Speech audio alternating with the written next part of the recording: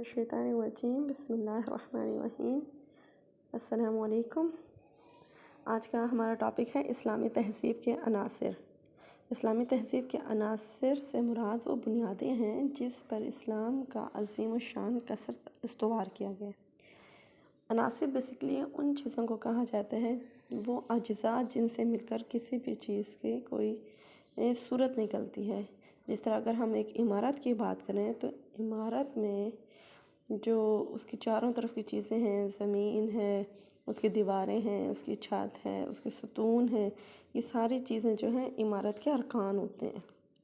اسی طرح اسلام کے جو ارکان ہیں انہی کو عناصر کہا جاتا ہے۔ اگر ہم بلڈنگ کی جیسے بات کرتے ہیں کہ عمارت کی اگر اس میں سے دیواریں ہٹا دی جائیں، یعنی وہ ارکان ہٹا دیے جائیں یا وہ عناصر ہٹا دیے جائیں، یا اسی طرح زمین نکال دی جائے یا چھت اڑا دی جائے، تو ہم کسی طرح سے بھی اس کو ایک مکمل عمارت تصور نہیں کرتے۔ اسی طرح اسلام کے بنیادی ارکان جن کو ہم کہتے ہیں یا عناصر جن کے اوپر پوری اسلام کی عمارت استوار ہے، آج ہم ان کے بارے میں بات کریں گے۔ ان کو کہا جاتا ہے جن کے اوپر اسلام کی پوری عمارت استوار ہے، ان کو ارکان اسلام یا عناصر اسلام کہا جاتا ہے۔ ایکچولی اسلامی تہذیب چونکہ ہم بات کر رہے تھے نا کہ اسلامی تہذیب کیا ہوتی ہے، کہ جو اسلامی نظریات، افکار، خیالات کے نتیجے میں وجود میں آتی ہے وہ اسلامی تہذیب کہلاتی ہے۔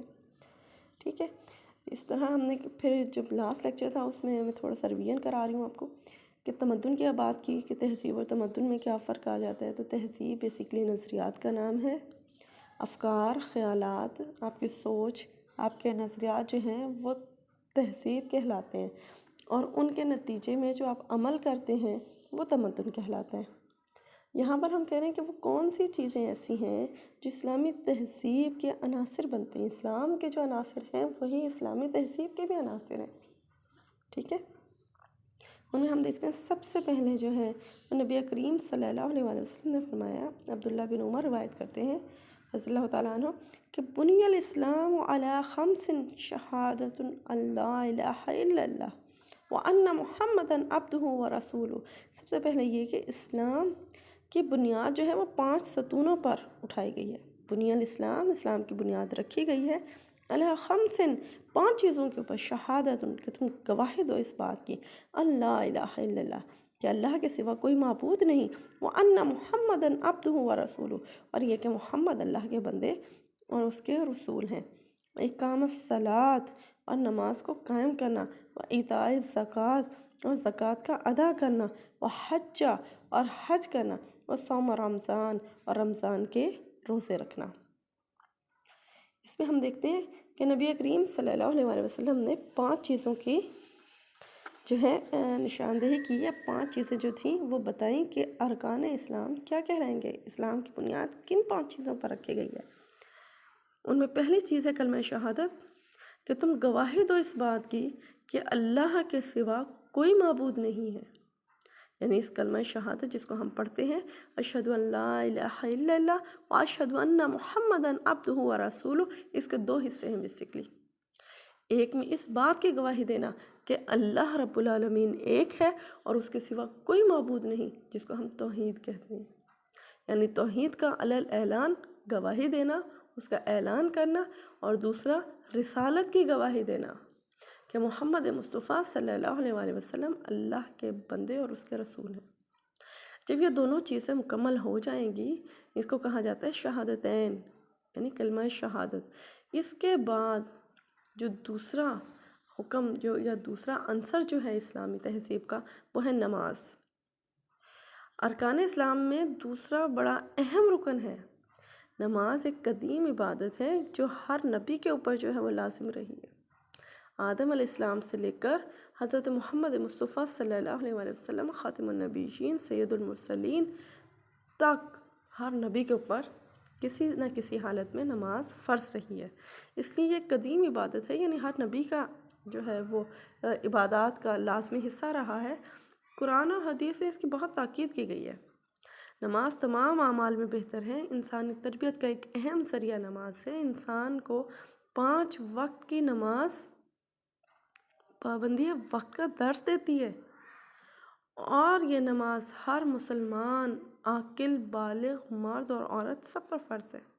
قرآن مجید میں وَأَقِیمُوا الصَّلَاةَ اور نماز کو قائم کرو وَلَا تَکُونُوا مِنَ الْمُشْرِکِینَ اور مشرکین میں سے نہ ہو جاؤ، کہ شرک کرنے والوں میں سے نہ ہو جو اپنی عبادات کو خالص کر لو۔ نماز قائم کرنا، نماز بیسیکلی حقوق اللہ کی بہترین صورت ہے۔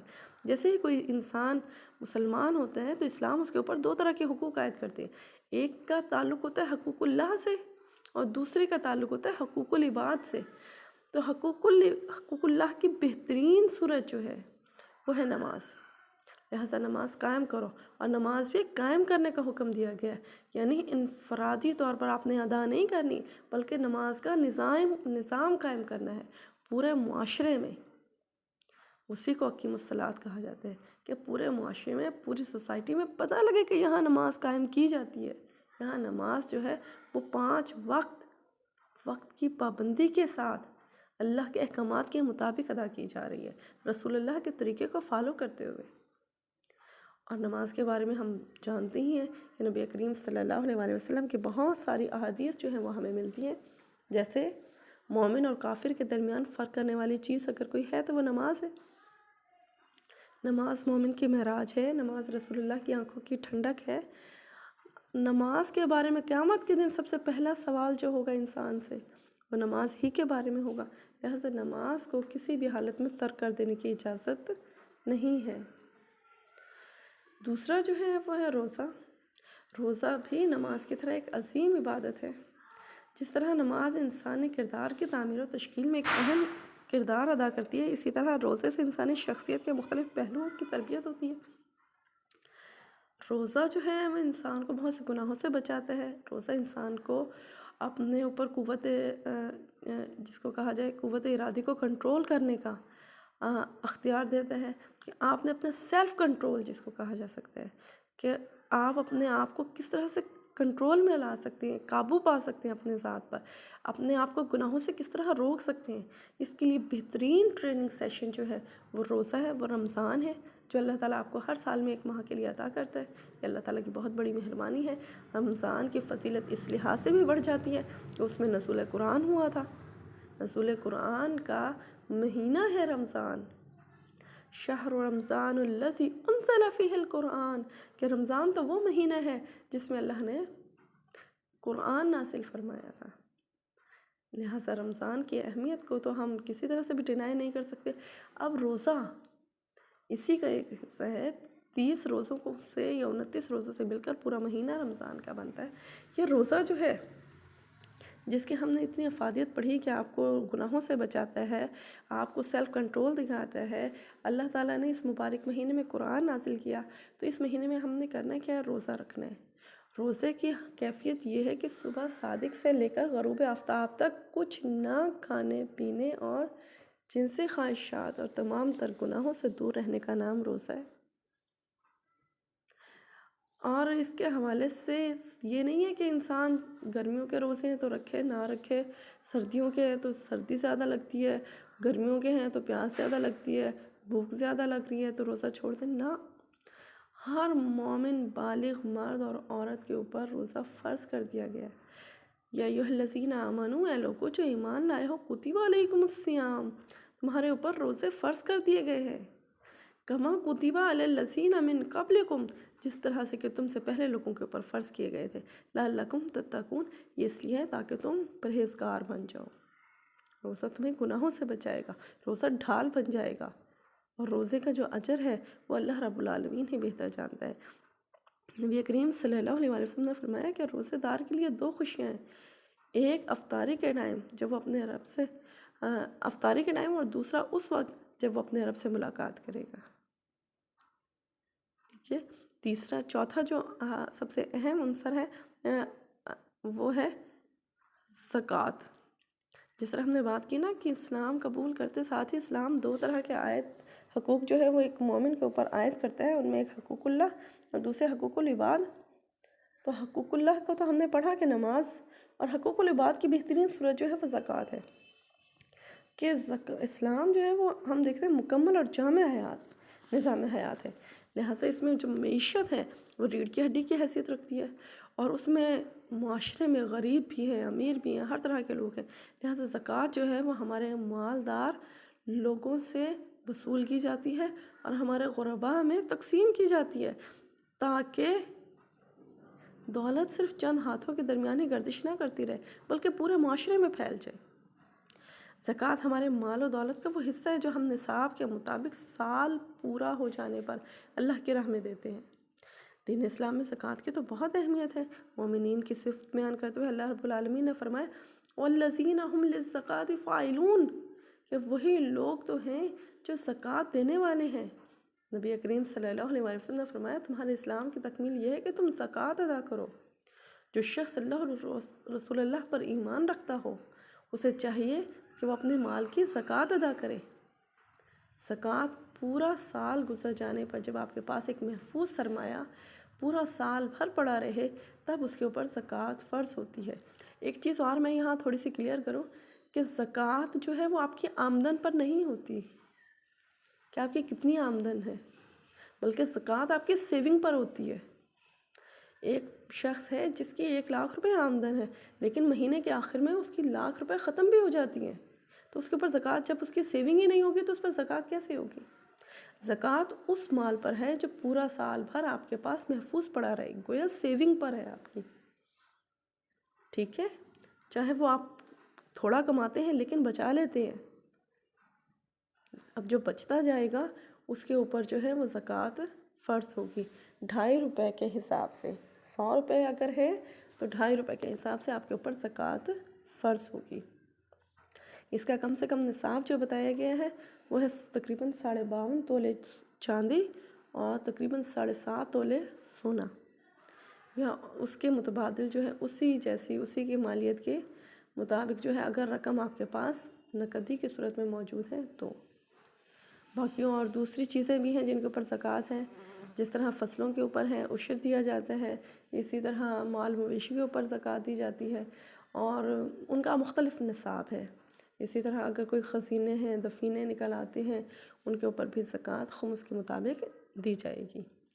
اگلا ہمارا ٹاپک ہے حج، ٹاپک نہیں ہے سوری عنصر ہے، یعنی اسلام کے ہم بنیادی ارکان پڑھ رہے ہیں، اسلامی تہذیب کے بنیادی عناصر پڑھ رہے ہیں۔ اس میں سب سے پہلے ہم نے پڑھا شہادتین یعنی کلمہ شہادت جس کے 2 حصے تھے، توحید اور رسالت۔ دوسرا ہم نے پڑھا نماز، تیسرا روزہ، چوتھا زکوٰۃ اور 5واں ہے حج۔ حج کے لغوی معنی ہے کسی کی زیارت کا ارادہ کرنا یا کہیں جانا۔ اصطلاح میں خانہ کعبہ کی زیارت کے لیے جانا اور ذو الحجہ کی مخصوص تاریخوں میں جن کو 8 سے لے کر 12 تاریخ تک، جن کو ایام تشریق بھی کہتے ہیں، اللہ تعالیٰ کے احکام کے مطابق مکہ مکرمہ کے آس پاس مخصوص عبادات کی ادائیگی کرنا حج کہلاتا ہے۔ حج ہر بالغ عاقل تندرست آزاد صاحب توفیق اور صاحب استطاعت مسلمان پر زندگی میں ایک بار فرض ہے۔ یہاں پر ہم دیکھتے ہیں کہ صاحب استطاعت کا لفظ اللہ رب العالمین نے یوز کیا۔ صاحب استطاعت سے کیا مراد ہے؟ صاحب استطاعت میں 3 چیزیں آتی ہیں۔ ایک یہ کہ انسان کے پاس اتنا مال ہو کہ وہ اپنے حج کے لیے زیادہ راہ اکٹھا کر سکے، جا سکے، یہ نہ ہو کہ راستے سے مانگتا جائے اور کھاتا جائے اور چلتا جائے، نہیں۔ اور اس صاحب استطاعت میں یہ بھی ہے کہ یہ بھی نہ ہو کہ سب کچھ گھر کا مال سمیٹ کے خود حج پہ چلا جائے اور پیچھے گھر والے فاقے کریں، نہیں۔ اتنا مال ہو کہ آپ کا بھی سفر حج آرام سے ہو سکے اور پیچھے گھر والے بھی بھوکے نہ رہیں۔ نمبر 2، اور ایسی صورت میں آپ صاحب استطاعت ہوں گے۔ دوسرا، آپ کی جسمانی صحت اس قابل ہو۔ مجنون، پاگل، دیوانہ، بے ہوش، مدہوش، اس طرح یا کومے میں یا سکتے میں یا فالج زدہ ایسے انسانوں کے اوپر حج فرض نہیں ہوتا، یا بچہ نابالغ ہے ایسے کے اوپر حج فرض نہیں ہوتا۔ لہٰذا صاحب استطاعت میں جو ہم نے بات کی نا 3 چیزیں ہوتی ہیں، ایک مال، 2 جسمانی صحت، تیسرا راستوں کا پرامن ہونا، کہ اگر راستے میں آپ کو یہ خوف ہے، جس طرح زمانہ جاہلیت میں یا زمانہ ماضی میں ہوتا تھا کہ قافلے جاتے تھے جنگلوں سے، صحراؤں سے، بیابانوں سے گزرتے تھے اور ایسے میں قافلوں کو لوٹ لیا جاتا تھا، قتل کر دیا جاتا تھا، اور محفوظ طور پر قافلہ جو ہے وہ حج کے لیے محفوظ انداز میں نہیں پہنچ سکتا تھا، لہٰذا کیونکہ راستے پرامن نہیں تھے۔ اب یہ تین صورتیں بتائیں کہ مال، جسمانی صحت اور راستوں کا پرامن ہونا۔ اگر یہ تینوں چیزیں موجود ہیں تو وہ شخص صاحب استطاعت ہے، اور اس سب کے باوجود بھی وہ حج نہیں کرتا، تو ایسے شخص کے لیے نبی کریم صلی اللہ علیہ وآلہ وسلم نے فرمایا کہ جس شخص کو کسی کو بیماری یا ضرورت یا ظالم جابر حکمران نے نہ روک رکھا ہو پھر بھی وہ حج نہ کرے، تو چاہے وہ یہودی مرے یا چاہے نصرانی، اسلام سے اس کا کوئی تعلق نہیں ہوتا۔ اور اللہ رب العالمین نے فرمایا وَلِلَّهِ عَلَى النَّاسِ حِجُّ الْبَيْتِ مَنِ اسْتَطَاعَ إِلَيْهِ سَبِيلًا، اور لوگوں کے اوپر اس کے گھر کا حج، اس کے اللہ رب العالمین کے گھر کا حج فرض ہے جس کو اس کے راستے کی استطاعت ہو۔ یہ استطاعت کی ہم نے بات کی نا، استطاعت میں ہم نے تینوں چیزیں ڈسکس کی کہ ایک تو مال ہو، دوسرا جسمانی صحت ہو، تیسرا راستے پرامن ہو، اور اس کے بعد بھی اگر کوئی شخص حج نہیں کرتا تو پھر اس کا اسلام سے کوئی تعلق نہیں ہے، پھر وہ چاہے یہودی مرے یا نصرانی، اس کا اسلام سے کوئی تعلق نہیں رہتا۔ حج فرض ہو جانے کے بعد، جس طرح کوئی بھی عبادت فرض ہو جانے کے بعد لازم ہو جاتی ہے، لہٰذا حج فرض ہو جانے کے بعد سب سے پہلے اپنے فرض کو ادا کرنا ضروری ہو جاتا ہے۔ حج جملہ عبادات کا مجموعہ ہے۔ حج اسلام کا صرف مذہبی فریضہ ہی نہیں بلکہ اخلاقی، معاشرتی، اقتصادی، سیاسی، علمی، قومی، ملی، غرض زندگی کے ہر پہلو پر حاوی ہے، اور مسلمانوں کی بین الاقوامی حیثیت کا علم بردار ہے۔ اور ہم حج میں دیکھتے ہیں کہ تمام کے تمام لوگ، وہ آیا امیر ہیں یا غریب، وہ فقیر ہے یا گدھا یا شاہ، جو بھی ہے، عورت ہیں، مرد ہیں، تمام کے تمام بچے ہیں، بوڑھے ہیں، تمام کے تمام ایک لباس میں ملبوس ہو کر اللہ رب العالمین کے آگے سر بسجود ہو جاتے ہیں، اور اللہ کے آگے اپنا سر تسلیم خم کر لیتے ہیں، اور اللہ کی اطاعت بجا لاتے ہیں، اس کے احکامات کی پیروی کرتے ہیں، اور یہی بین الاقوامی حیثیت رکھتا ہے۔ یہ ملی اور مسلمانوں کی بین الاقوامی حیثیت کا علم بردار بن جاتا ہے کہ لاکھوں لوگ، لاکھوں فرزندان اسلام جو ہیں وہ ایک جیسا لباس پہن کر اور اللہ رب العالمین کے آگے جھک جاتے ہیں، وہ شاہ ہے یا گدھا، وہ بادشاہ ہے یا فقیر، وہ کوئی بھی ہو، وہ امیر ہے، غریب ہے، کالا ہے، گورا ہے، حسب نسب والا ہے، یا کسی کا بہت اعلیٰ حسب نسب نہ بھی ہو، بہرحال تمام کے تمام ملی یکجہتی، اتفاق اور اتحاد جس کو کہا جا سکتا ہے، وہ بین الاقوامی طور پر حج کے موقع پر نمایاں نظر آتا ہے۔ آج کا ہمارا یہی ٹاپک تھا کہ ارکان اسلام کسے کہتے ہیں، یا اسلامی تہذیب کے عناصر کون کون سے ہیں۔ آج ہم نے انہی کو ڈسکس کیا ہے، آپ ان کو سمجھیں۔ السلام علیکم ورحمۃ اللہ وبرکاتہ۔